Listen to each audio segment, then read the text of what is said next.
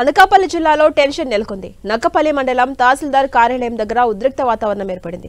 Bulk drug park ఏర్పాటుకు చేపడుతున్న ప్రజాభిప్రాయ సేకరణను స్థానికులు అడ్డుకున్నారు.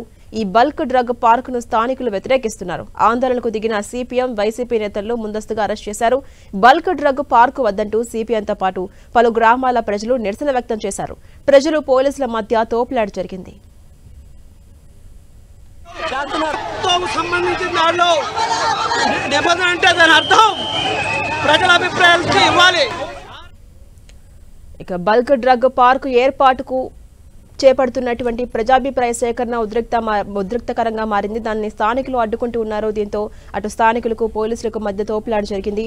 మరిన్ని అప్డేట్స్ మా ప్రతినిధి జార్జ్ అందిస్తారు. జార్జ్, అనకాపల్లి జిల్లా నక్కపల్లిలో బల్క్ డ్రగ్ పార్క్ కోసం ఏర్పాటు చేసిన ప్రజాభిప్రాయ సేకరణ కార్యక్రమం రసాబసాగా మారింది. భారీ బందోబస్తు, ముందస్తు అరెస్టులతో వాతావరణం వేడెక్కింది. నక్కపల్లి మండలంలో ఏర్పాటు చేయనున్న బల్క్ డ్రగ్ పార్క్ కోసం 2వ విడత ప్రజాభిప్రాయ సేకరణ పీసీబీ ప్రారంభించింది. బల్క్ డ్రగ్ పార్కు ఏర్పాటుకు మొత్తం 1514 ఎకరాలు అవసరమని అధికారులు గుర్తించారు. ఇందులో 700 ఎకరాలకు సంబంధించి 2.5 ఏళ్ల క్రితమే మొదటి విడత ప్రజాభిప్రాయ సేకరణ జరిగింది. అయితే ఇంకొక 814 ఎకరాలకు సంబంధించి ఇప్పుడు 2వ విడత ప్రజాభిప్రాయ సేకరణ సభ నిర్వహించేందుకు ఏపీఐసి పర్యావరణ కాలుష్య నియంత్రణ మండలి అధికారులు ఏర్పాటు చేశారు.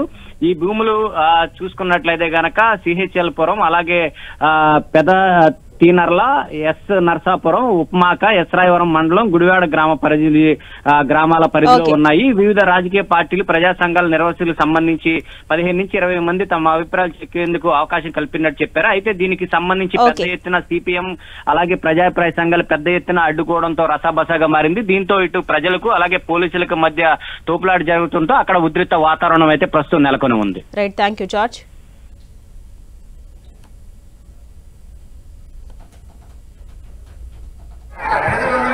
ప్రజాభిప్రాయ సేకరణ చెప్పి